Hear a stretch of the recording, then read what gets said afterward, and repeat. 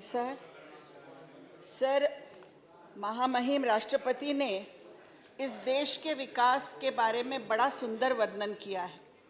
इतना सुंदर कि किसी भी भारतीय को ये वर्णन सुनकर अभिमान से उसका सीना फूल जाए। ये भाषण को मैं एक फूलों के गुलदस्ते की तरह देखती हूँ, लेकिन कांटे बाहर रखे गए। सभापति महोदय, जैसा एक विवाह मंडप होता है, विशाल, प्रकाशी, चमकदार, लेकिन पीछे क्या होता है ये उसकी हकीकत हम सब जानते हैं। सभापति महोदय, महामहिम राष्ट्रपति जी ने अमृतकाल का उल्लेख किया। यहाँ सोनल जी भी कह रही थी इंडिया के हेरिटेज के बारे में। हमारे भारत का हेरिटेज राम राज्य भी है, और मुझे ऐसा लगता है राम राज्य की बात हमने करना चाहिए।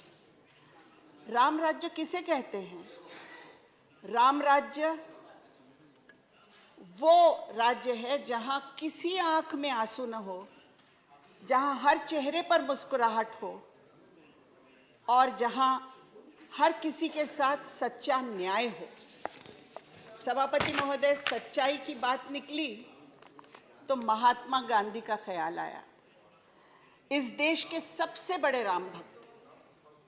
सभापति महोदय, जिन्होंने कई तूफानों के बीच हमारे देश की कश्ती को अहिंसा, सत्य, भाईचारा, प्यार, इसकी तरफ हमारी कश्ती को दिशा दी।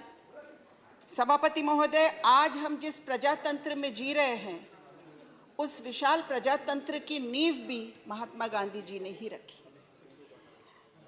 महात्मा गांधी के आश्रम में एक भजन गाया जाता था। न सिर्फ गाया जाता था बल्कि जिया जाता था।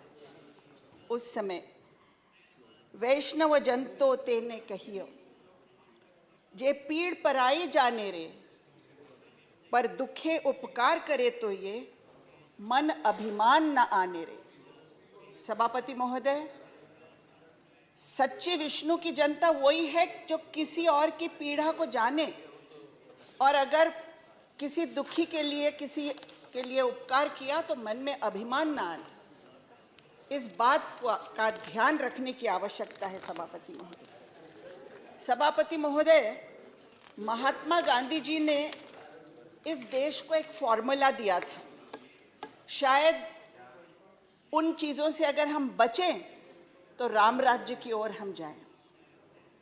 उन्होंने 7 ग्रेव सोशल सिंस तक बताए थे। 7 सामाजिक बुराइयां, सिद्धांत रहित राजनीति, politics without principles. Sir, can politics without principles exist where fear, hatred and exclusion are used as a strategy for polarization, where a loveless society exists? ये बात हमको सोचनी चाहिए। हमने तो ये भी देखा है सभापति महोदय के इस देश के बापू एक सच्चे राम भक्त को भी क्रोध की आग ने लपेट लिया है। ऐसा माहौल आज हम देख रहे हैं। Where is the politics without principles? सदाचार रहित व्यापार, कॉमर्स विदाउट मोरालिटी। सभापति महोदय, जहां 1% लोग, उनके हिस्से में 40% संपत्ति इस देश की है, क्या हम कॉमर्स विदाउट मोरालिटी की कल्पना कर सकते हैं? ऐसी जगह जहां हम सबका साथ, सबका विकास की बात तो करते हैं, लेकिन मुझे ऐसा लगता है सच का साथ, सच का विकास होना चाहिए, और जहां सच का साथ और सच का विकास होगा वहीं पर हमें ये सब चित्र देखने को मिलेगा। परिश्रम रहित धनोपार्जन, वेल्थ विदाउट वर्क। सभापति महोदय, हमारी राष्ट्रपति महोदया ने कहा कि the government is relentlessly fighting against corruption. बहुत अच्छी बात है, सुनने के लिए बहुत अच्छा लगता है, लेकिन यहाँ भी सच का साथ होना चाहिए।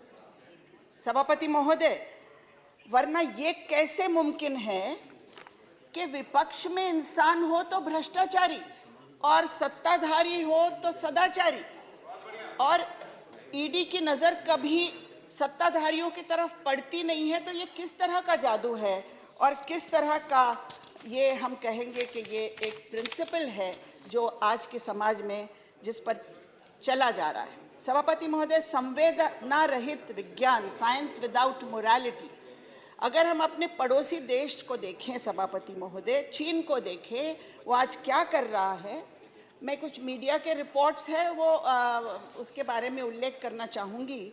China is constructing a massive dam on the Mabuja Zambo River just a few kilometers north of the India-Nepal border in order to use it as a weapon of war. Sabhapati Mahoday, this could lead to tensions in the near future and China could establish complete control over the water in the area, Sabhapati Mahoday.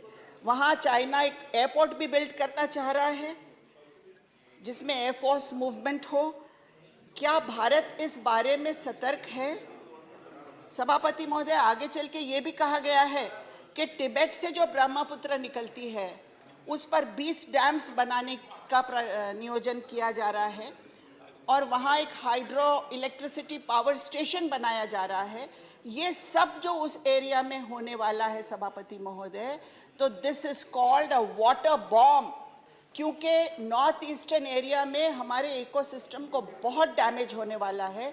हमारा पानी, हमारा agriculture इससे बुरी तरह affect होने वाला है। तो क्या हमारा देश कोई ट्रीटी के बारे में सोच रहा है जैसा हमारा इंडस वैली ट्रीटी है उस तरह की चाइना के साथ?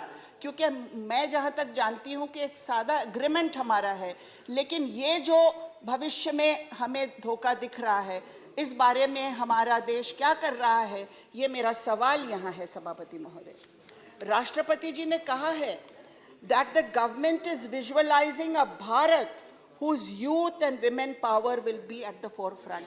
मेरा प्रश्न है सभापति महोदय, when and how? प्लीज सभापति महोदय, did we मैं even दोनों तरफ से आग्रह start करता हूं। taking? आपकी तरफ भी हालत था, इधर भी हालत। सभापति महोदय, did we even start taking some baby steps in this direction and what is stopping us? मेरा मन मुझे एक प्रश्न पूछ रहा है सभापति महोदय कि भारत की राष्ट्रपति महिला है, हमारी अर्थ मंत्री महिला है, तो क्या सारे भारत की महिलाओं को प्रतिनिधित्व मिल गया है? जहां समाज में न्याय की बात हम करते हैं, उस समाज में प्रतिनिधित्व बहुत जरूरी है और वो हर क्षेत्र में मिलना चाहिए। सभापति महोदय, 1947 से लेकर आज तक महिलाओं को पार्लियामेंट में 14%। थैंक यू सभापति। Thank you doctor Fauzia Khan ji. Indu Bala Goswami ji, Indu Bala Goswami not present. Shri Sanjay Raut ji, please take your seat please. Shri